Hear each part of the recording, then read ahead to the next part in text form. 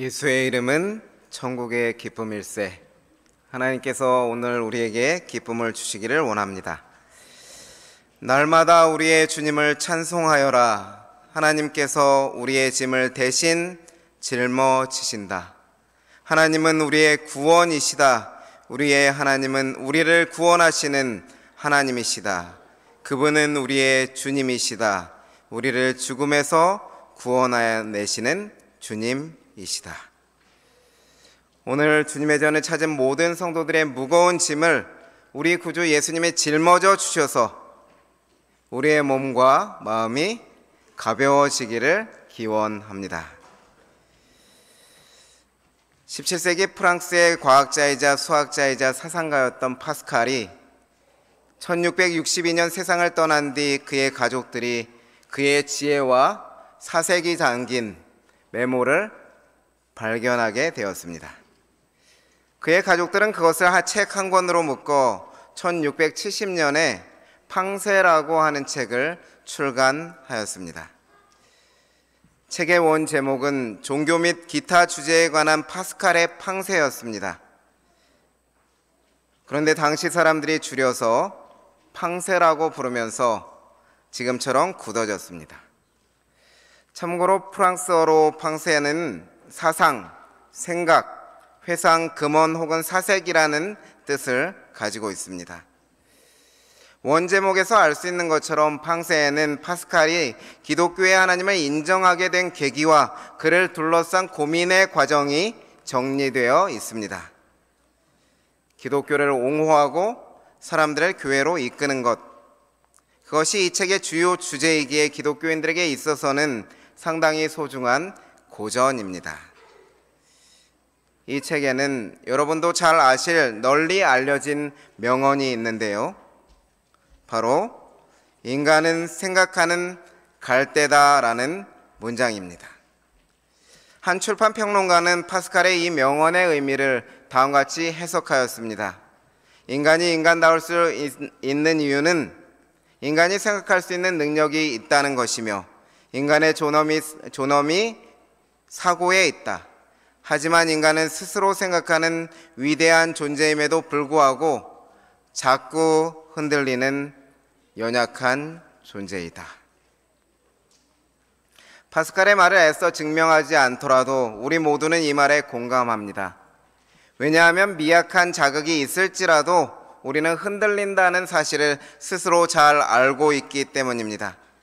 특별히 자신의 약한 부분이 자극을 받으면 남녀노소에 관계없이 마음은 사정없이 흔들리고 아수라장이 되어버립니다. 마음의 평화가 깨어집니다. 마음이 흔들리는 것은 워낙 찰나간에 일어나는 일이기 때문에 그것을 막기는 어렵습니다. 그러므로 마음의 흔들림을 경험할 때에는 그에 대해 대처하는 태도와 행동이 중요합니다. 그렇다면 여러분은 어떻게 흔들리는 마음을 멈추고 마음의 안정을 찾아갈 수 있을까요? 하나님의 말씀은 우리에게 그 지혜를 제공합니다. 성경 이사야서 7장 1절로 9절의 말씀에서 우리는 그 지혜를 찾을 수 있습니다. 다 함께 하나님의 말씀 성경 이사야 7장 1절로 9절의 말씀을 보시도록 하겠습니다. 제가 하나님의 말씀을 받들어 읽겠습니다. 오시아의 손자요, 요담의 아들인 유다의 아하스 왕 때에 아람의 르신 왕과 르말리아의 아들 이스라엘의 베가 왕이 올라와서 예루살렘을 쳤으나 능히 이기지 못하니라. 어떤 사람이 다윗의 집에 알려 이르되 아람이 에브라임과 동맹하였다 하였으므로 왕의 마음과 그의 백성의 마음이 숲이 바람에 흔들림같이 흔들렸더라. 그때 여호와께서 이사야에게 이르시되 너와 내 아들 스알 야숲은 윗못 수도 끝 세탁자의 밭 큰 길에 나가서 아하스를 만나 그에게 이르기를 너는 삼가며 조용하라. 르신과 아람과 르말리아의 아들이 심히 노할지라도 이들은 연기 나는 두 부직갱이 그루터기에 불과하니 두려워하지 말라, 낙심하지 말라.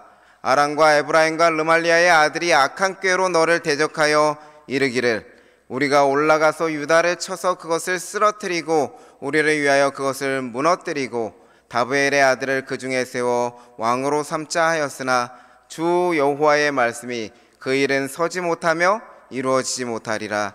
대저 아람의 머리는 다메섹이요 다메섹의 머리는 르신이며 65년 내에 에브라임이 패망하여 다시는 나라를 이루지 못할 것이며 에브라임의 머리는 사마리아요 사마리아의 머리는 르말리아의 아들이니라. 만일 너희가 굳게 믿지 아니하면 너희는 굳게 서지 못하리라 하시니라. 저는 오늘 이사야 7장 1절로 9절의 말씀을 본문의 말씀으로 하여 마음이 흔들릴 때라는 제목으로 말씀을 증거하도록 하겠습니다. 말씀을 시작하면서 먼저 본문에 기록된 사건에 대해서 정리해 보도록 하겠습니다. 여러분, 우리가 읽은 말씀에 의하면 이 일은 누구에게 일어난 일입니까? 2절의 말씀에 의하면 유다왕 아하스와 백성들에게 일어난 일입니다. 아하스 왕이 어떤 왕인지 알기를 원하시면 역대하 28장을 읽어보시면 아실 수 있습니다. 우상을 만들고 이방 사람들의 가증한 일을 본받아서 사랑하는 자녀들을 불사르는 일까지 하지요. 여호와 보시기에 정직하게 행하지 않았지요. 백성을 잘못된 길로 인도한 왕이었습니다. 악한 왕이었습니다. 다음은 이 일이 언제 일어난 일인지 좀 더 살펴보겠는데요. 언제 일어난 일인지 더 실감나게 이해하기 위하여 본문의 배경이 되는 기원전 8세기 고대 근동의 국제 정세를 먼저 살펴보도록 하겠습니다. 이때는 아수르라고 불리는 아시리아라고도 하죠. 아수르의 유능한 군주였던 티글랏 빌레셀이 아수르를 제국으로 팽창시키던 시기였습니다. 티글랏 빌레셀은 지중해의 연안 지역에 매우 활발하게 정치력을 행사했는데요. 그로 인해서 자연스럽게 많은 지역에서 아수르에게 반항하는 일이 나타났습니다. 특별히 서아시아 지역의 반아수르 분위기가 압도적이었는데요. 그 대표적인 나라가 아람과 에브라임으로 대표되는 이스라엘이었습니다. 아람은 여러분이 잘 아시는 문둥병을 고침받은 나아만 장군이 아람의 군대 장관이었지요. 그 당시에 아람도 강대국이었습니다. 그런데 반아수르 동맹국들은 유다라고 하는 나라가 자신에게 가담하기를 바랬습니다. 그러나 유다는 독자적인 정책을 추구하기로 결심하고 그것을 거절하였습니다. 그리하여 친아수르 정책을 펼쳤습니다. 아하스 왕은 자신의 아버지 요담처럼 친아수르 정책을 펼친 것이었습니다. 그래서 이것이 마음에 들지 않는 이스라엘 왕 베가와 아람 왕 르신은 잠재적으로 적대적인 세력을 놓아두고 싶지 않기 때문에 유다를 침공하여 그들을 응징하고 자기들과 보조를 맞추게 하려는 정책을 취하는 것입니다. 이러한 배경 지식을 가지고 오늘 본문의 말씀의 시간적 배경을 정리해 보도록 하겠습니다. 7장 1절의 말씀에는 오시아의 손자요 요담의 아들 아하스 왕 때에 일어난 일이라고 소개하고 있지요. 바로 이 중동이 그러한 아시리아를 반대하는 세력과 또 친아시리아 정책으로 인하여서 서로 부딪히고 있는 그 시기에 왕이 바로 이 아하스 왕이었던 것이지요. 그리고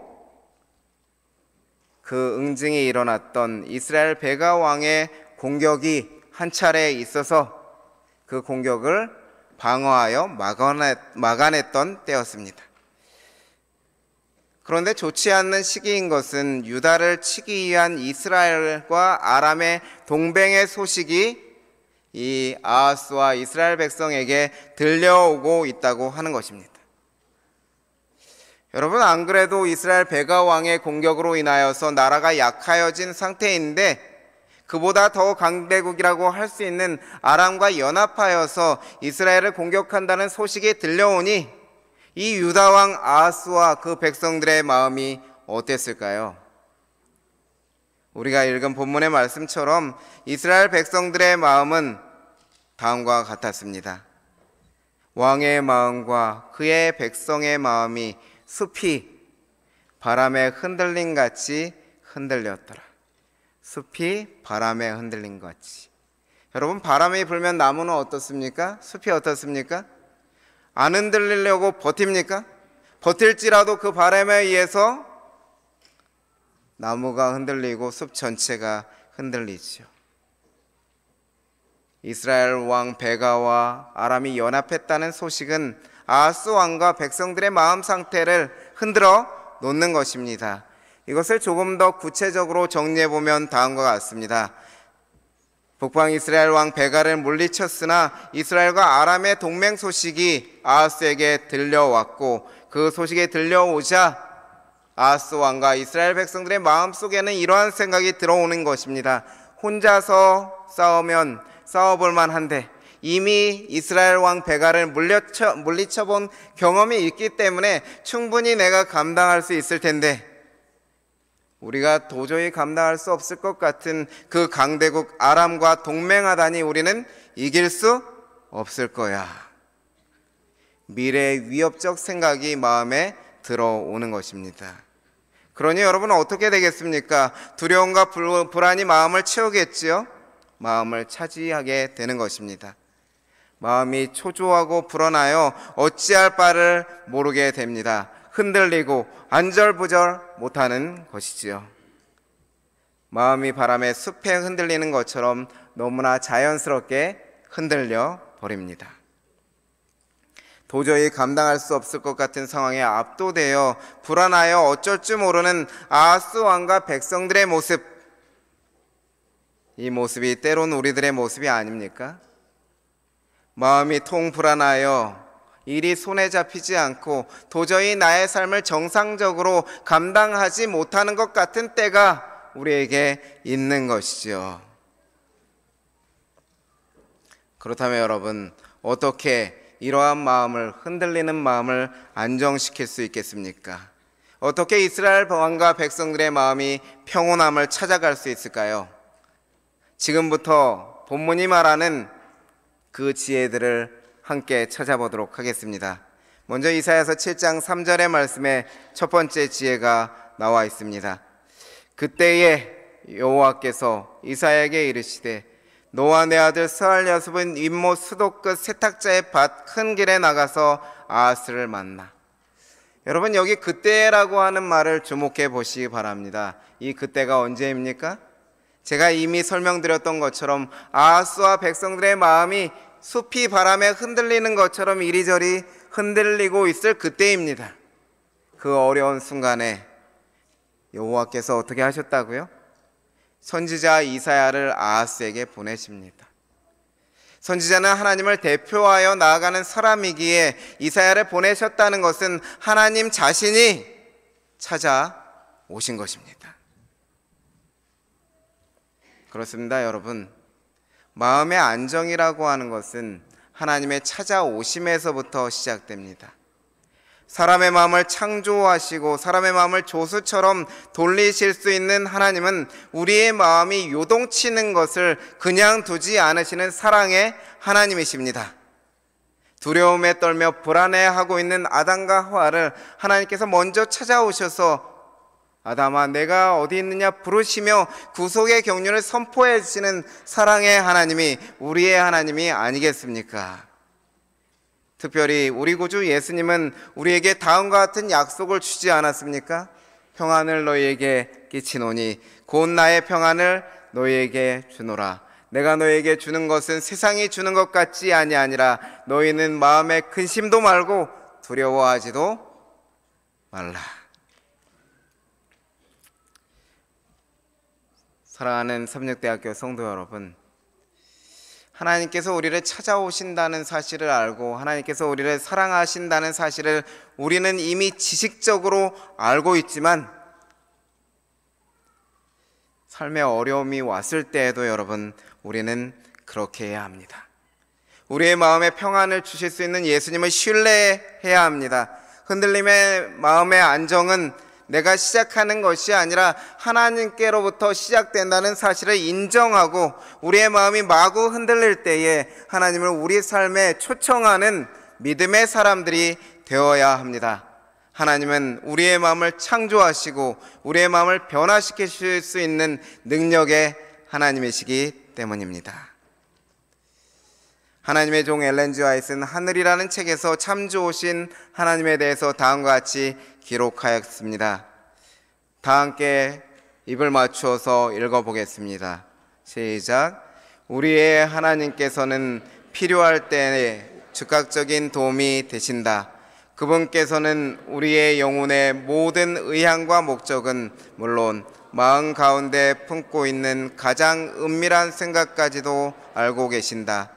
난국에 처해 있을 때면 마음을 열고 고통을 토로하기도 전에 그분께서는 우리의 구원을 위해 이미 해결책을 가지고 계신다. 문제가 일어나면 해결할 수 있을까 하는 걱정과 불안, 두려움에 휩싸이지만 그때에, 바로 그때에 우리가 하나님께서 이미 해결책을 가지고 계심을 기억하고 하나님을 우리 마음에 초청한다면 우리의 마음은 반드시 달라지기 시작할 것입니다. 어떻게 흔들리는 마음이 안정될 수 있을 것인가? 하나님의 말씀이 제공하는 두 번째 지혜는 4절의 말씀에 나와 있습니다. 그에게 이르기를 너는 삼가며 조용하라. 르신과 아람과 르말리아의 아들이 심히 노할지라도 이들은 연기나는 두 부짓갱이 그루터기에 불과하니 두려워하지 말며 낙심하지 말라.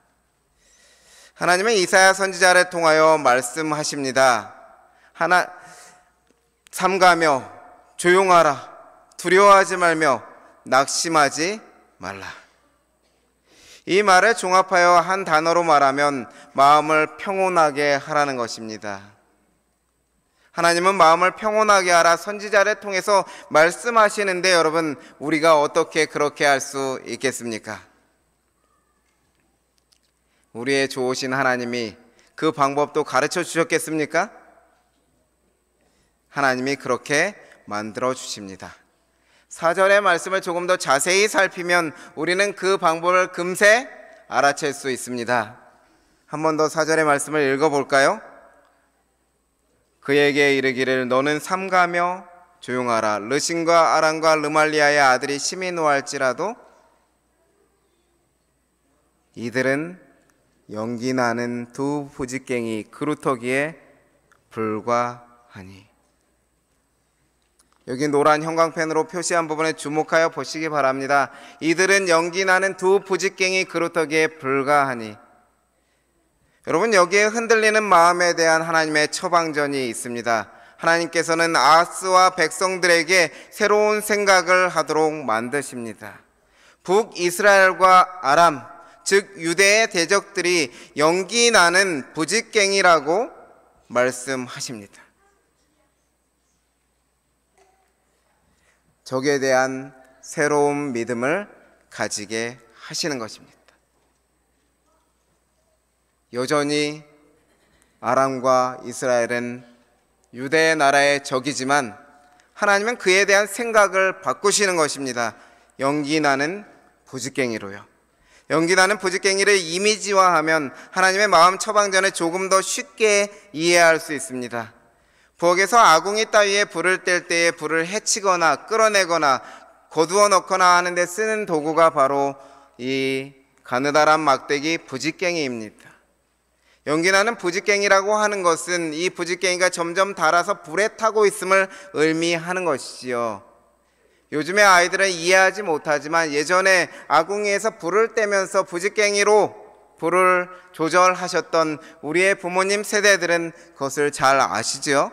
부짓갱이가 영원합니까? 그렇지 않죠. 시간이 가면 점점 짧아지고 나중에는 쓰지 못하여 버려지고 함께 장작에 넣어서 태워지는 것이 부짓갱이의 운명이지요.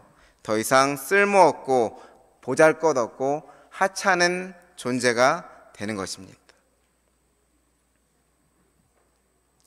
이러한 이미지를 가지고 다시 하나님께서 하신 말씀을 마음에 새기면 그 마음에 어떤 변화가 일어날지를 한번 상상해 보도록 하겠습니다. 하나님의 말씀으로 인하여서 아하스 왕에게 새로운 생각이 들어옵니다. 하나님께서 너희들을 저 타서 없어질 부직갱이라고 말씀하셨어. 결국은 사라져 버릴 거야. 지금은 잠깐은 힘들지만 결국은 사라져 버릴 존재라는 것을 확실히 안다면 여러분 그것을 조금 견딜 수 있지 않겠습니까?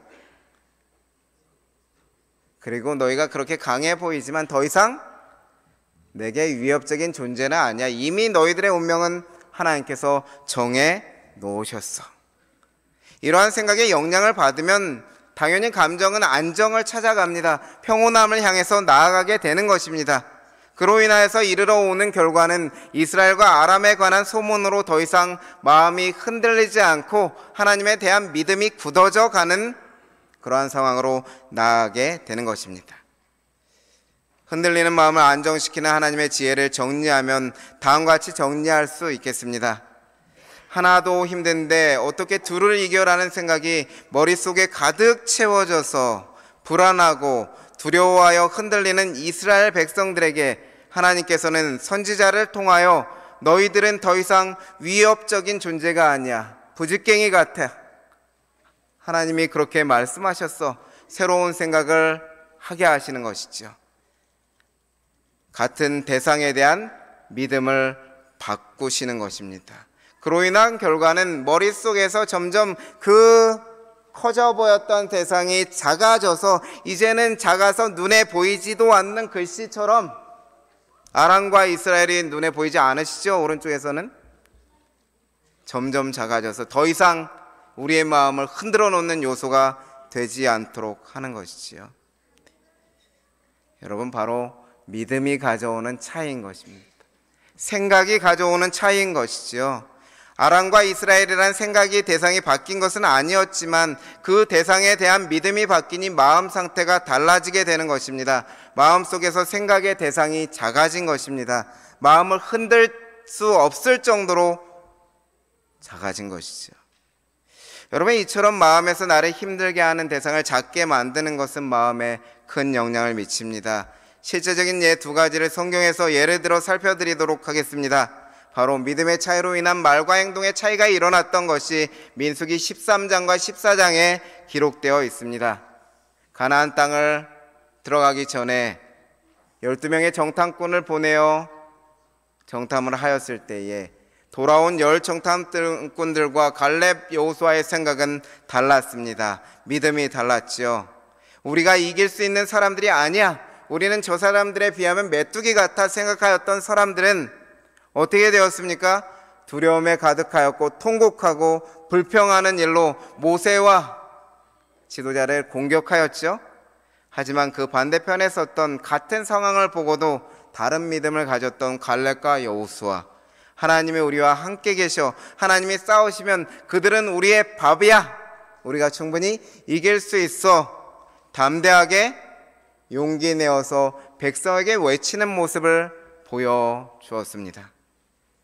사무엘상 17장에 보시면 여러분들이 잘 아시는 다윗과 골리앗의 얘기가 나오는데요. 이스라엘의 군대에 관한 이야기도 나옵니다. 이스라엘 군대가 어려서부터 용사인 골리앗을 보고 마음에 생각합니다. 어려서부터 용사인 저 거인을 어떻게 이겨? 나는 단칼에 죽임을 당할 거야. 그렇게 생각하니 어떻게 됩니까?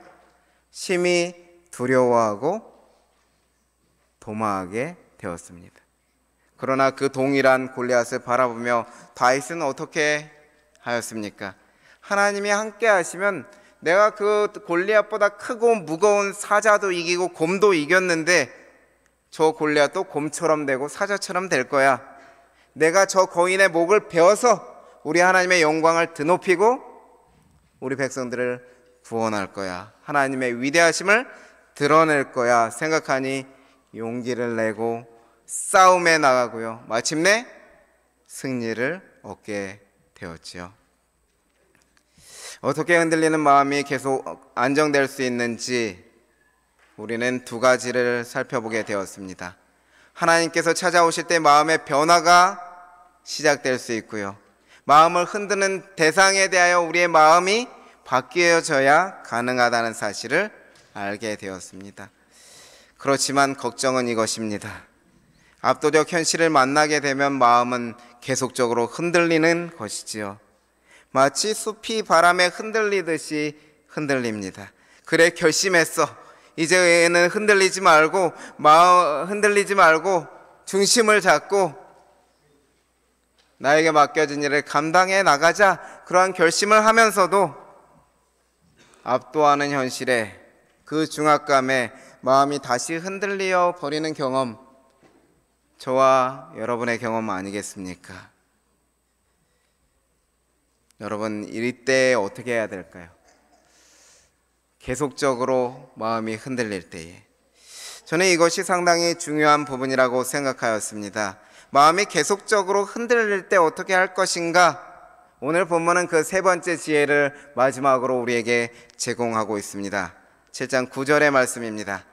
만일 너희가 굳게 믿지 아니하면 너희가 굳게 서지 못하리라. 마음이 흔들리는 이유는 굳게 믿지 않기 때문이라고 말하고 있습니다. 굳게 믿지 않기 때문에 굳게 서지 못하게 된다고 말씀하시는 것이죠. 그러므로 우리가 이곳에서 알 수 있는 것은 무엇인가 하면, 우리에게 필요한 것은 마음이 흔들릴 때에, 계속해서 흔들리는 마음에는 생각의 강화, 믿음의 강화가 필요하다는 사실을 깨닫게 됩니다. 우리의 믿음이 깊어져야 한다는 것을 의미하겠지요. 굳게 믿음이 있어야 한다는 것입니다. 어떠십니까? 여러분의 믿음은 굳건하십니까? 우리의 구원자 되신 예수 그리스도에 대한 여러분의 믿음이 흔들리지 않고 굳건하십니까? 우리 교회, 우리 사랑하는 제7회 안식일 예수재림교회가 하나님의 남은 교회라는 사실에 대해서 여러분의 믿음이 변함없이 굳건하십니까? 어떻게 하면 이러한 믿음을 지켜가고 굳어지게 할 수 있을까요? 어떻게 하면 믿음을 강화시킬 수 있을까요? 어떻게 믿음을 강화시킬 수 있는지 이사야 7장 5절로 8절에 다음과 같이 말씀하십니다. 주 여호와의 말씀이 그 일은 서지 못하며 이루어지지 못하리라. 8절에요. 65년 내에 에브라임이 패망하여 다시는 나라를 이루지 못할 것이라. 여러분, 믿음의 강화라고 하는 것이 어떻게 이루어질 수 있는지에 대해서 실제적인 방법을 하나님은 직접 보여주고 계십니다. 아하스와 이스라엘의 믿음을 강화시키기 위하여 하나님께서는 약속을 허락하신 다음에 예언까지 허락하시는데요. 하나님이 말씀하시기를 유다를 쳐서 무너뜨리고 새로운 왕을 세우시고 적들의 위협은 더 이상 이루어지지 않을 거야 말씀하셨어. 하나님의 약속이죠. 거짓말하지 않으시는 하나님께서 65년 내에 이스라엘이 망한다고 예언하셨어. 이러한 예언의 말씀을 들었을 때에 무엇이 강화되는 것입니까? 처음에 들었던 하나님께서는 그들을 연기 나는 부직갱이 같다고 말씀하셨어. 더 이상 이스라엘과 아람은 너희들의 위협이 안 되는 존재들이야. 말씀하신 그 말씀을 하나님께서 어떻게 하시는가 하면 하나님의 약속의 말씀과 하나님의 예언의 말씀을 통해서 더욱더 강화시키시는 모습을 우리는 보게 되는 것입니다. 사실 여러분, 여기에 믿음 강화의 원리가 숨어 있습니다. 믿음이 점점 강화된다고 하는 것은 생각이 점점 커져서 머릿속을 차지하는 것을 의미합니다. 하나님께서는 약속과 예언을 통하여 이스라엘과 아람에 대한 하나님이 주신 생각에 대한 믿음을 점점 키워 가시는 것입니다.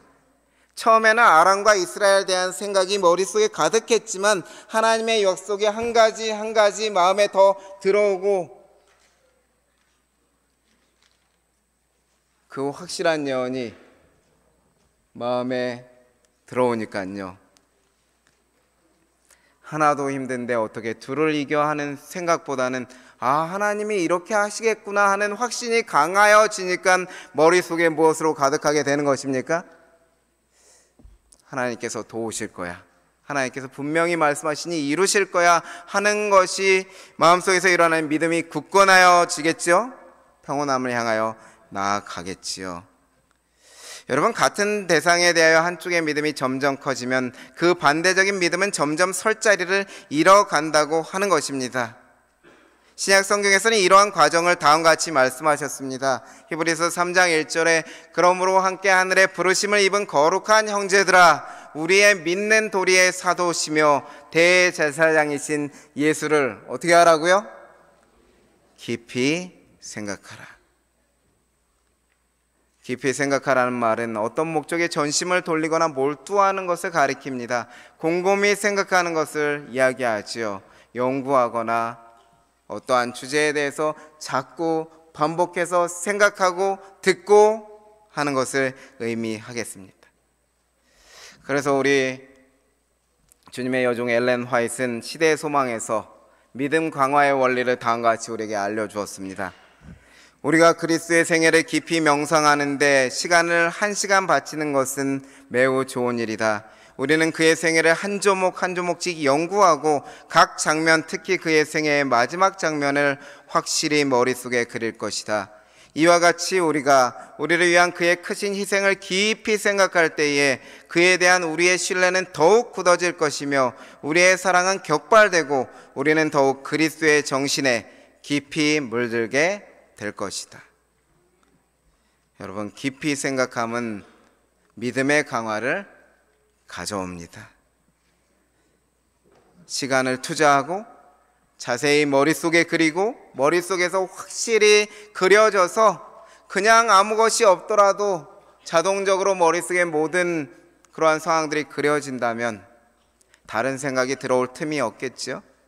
그래서 여러분, 대상을 향하여 얼마나 시간을 투자했느냐, 얼마나 자세히 살폈는가, 얼마나 확실히 머릿속에 그릴 정도로 잘 알고 있느냐. 아마도 교수님들이 이 자리에 많이 계시겠지만 평생을 똑같은 과목, 똑같은 주제에 대해서 가르치셔야 하는 교수님들보다 누가 더 그 사실에 대해서 잘 알고 있습니까? 그런데 처음부터 그렇게 되시지는 않았죠. 자세히 머릿속에서 강함이 아니 없더라도 할 수 있을 정도로 익숙해지도록 깊이 생각하셨죠.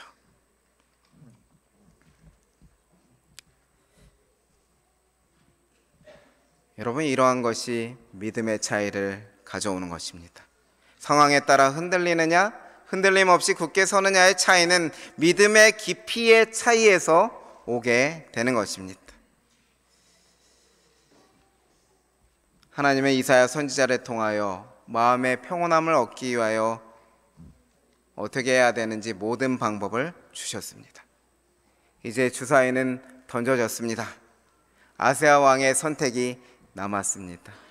하나도 힘든데 둘을 어떻게 이겨야 하는 그 생각에 몰두하고 집중하고 불안해하는가, 아니면 하나님께서 주신 새로운 생각, 저들은 부직갱이 같아, 우리를 더 이상 위협하지 못해, 하나님의 약속의 말씀과 예언에 의하면 반드시 하나님께서 우리를 구원하시고 돌보실 거야 하는 생각을 자꾸 키워감을 통해서 마음의 안정을 찾아갈 것인가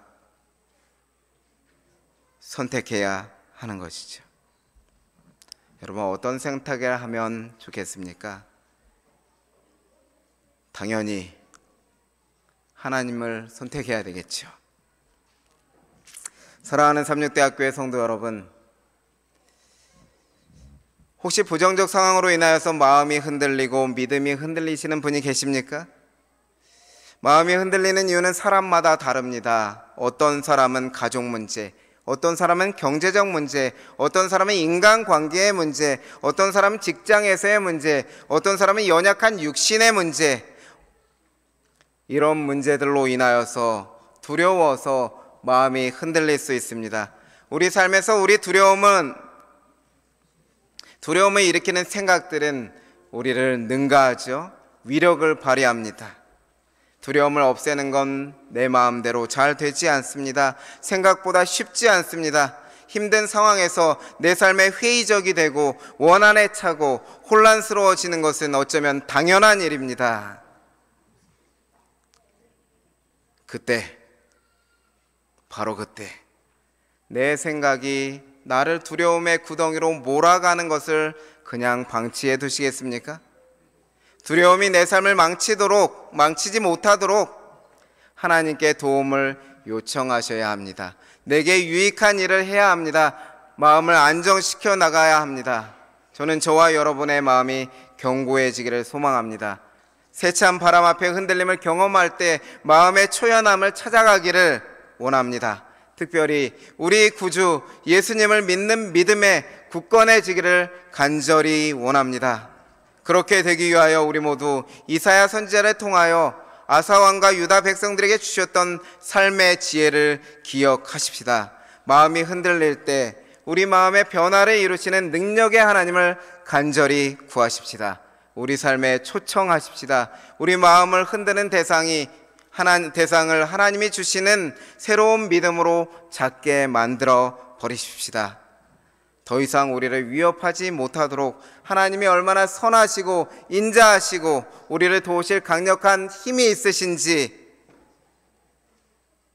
그분을 아는데 우리의 시간을 투자하십시다. 자세히 알아가십시다. 머릿속에 하나님이 예수님이 확실히 그려질 때까지 깊이 생각하며 믿음을 강화시키십시다. 하나님이 도우실 것입니다. 특별히 말씀을 마치며 부탁드립니다. 지난 한 주, 아니 한 달간은 제 마음이 요동쳐서 매우 힘든 시간을 보냈습니다. 물론 저만큼 힘든 시간을 보내신 여러분도 계시겠죠. 그래서 제가 하나님한테 질문했습니다. 하나님, 왜 납니까? 왜 내가 이때에 여기 있는 것입니까? 부족한 것 투성이인 저에게 왜 이렇게 하십니까? 너무 잔인하십니다. 내가 맡을 역할이 아닌데 내가 잘할 수 있을까라는 생각으로 인해서 괴로운데 하나님 왜 이렇게 하셨습니까? 그래서 오늘 아침에는 그 중압감에 저도 모르게 아내에게 이런 말을 하였습니다. 여보, 전에는 그러지 않았는데 요즘 나 왜 이렇게 매일매일 마음이 무겁지?